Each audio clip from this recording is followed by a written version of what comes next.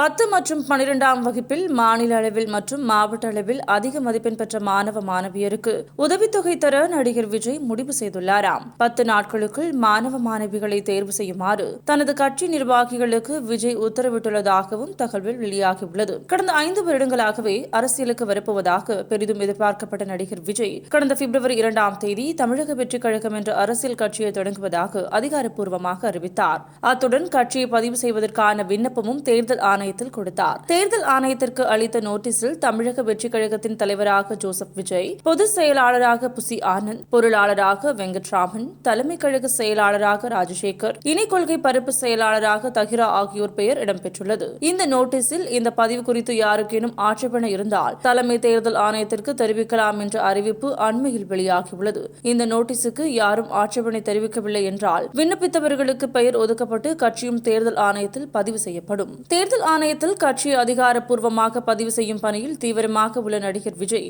2026 சட்டசபை தேர்தலை மனதில் வைத்தே களமிறங்க உள்ளதாக ஏற்கனவே அறிவித்திருந்தார். நடிகர் விஜய் கட்சியை ஆரம்பிக்கும் முன்பே மற்ற கட்சிகளில் உள்ளது போல் மாவட்ட அணி, நகர அணி, ஊரக அணி என்று எல்லா அணியும் உருவாக்கிவிட்டார். மகளிர் அணி, வழக்கறிஞர்கள் அணி, ஐடி விங் என கட்சிகளுக்கு உரிய எல்லா கட்டமைப்பையும் தெளிவாக உருவாக்கியுள்ளார். இதனிடையே பூத் வாரியாக நிர்வாகிகளை நியமிக்கும் அளவிற்கு கட்சியை பலப்படுத்த விரும்பிய தமிழக வெற்றிக் கழகத்துக்கு புதிய உறுப்பினர் சேர்க்கை சிறப்பு செயலியை அறிமுகம் செய்தார். இந்த ஆப் மூலம் இதுவரை புதிதாக கட்சியில் சேர்ந்தவர்களின் எண்ணிக்கை 1 கோடியை நெருங்கியிருக்கிறது. நடிகர் விஜய் தற்போது தி கோட் என்ற படத்தில் நடித்து வருகிறார். இந்த படம் தான் விஜயின் கடைசி படம் என்று கூறப்படுகிறது. இதன் படப்பிடிப்பு இறுதிக்கட்டத்தை எட்டியுள்ளது. இந்த படத்தின் படப்பிடிப்பிற்காக அண்மையில் விஜய் துபாய் சென்றார். இந்த படப்பிடிப்பு முடிந்து திரும்பிய பின்னர் முழுமையாக கட்சி பணியில் இறங்குவார் என தகவல்கள் வெளியாகியுள்ளது. லோக்சபா தேர்தல் முடிவுகள் ஜூன் 4ஆம் தேதி வெளியாக உள்ளதால் தேர்தல் முடிவு வெளியான பிறகும் தமிழக வெற்றிக் கழக தலைவர் அடுத்த கட்ட நடவடிக்கையில் இறங்குவார் என்கிறார்கள். அடுத்த மாதம் 22ஆம் தேதி விஜய் பிறந்தநாளை கொண்டாடவுள்ளார். இதையொட்டி அன்று கட்சியின் மாநாட்டை மதுரையில் பிரம்மாண்டமாக நடத்த திட்டமிட்டுள்ளதாக தகவல்கள் வெளியாகியிருக்கிறது.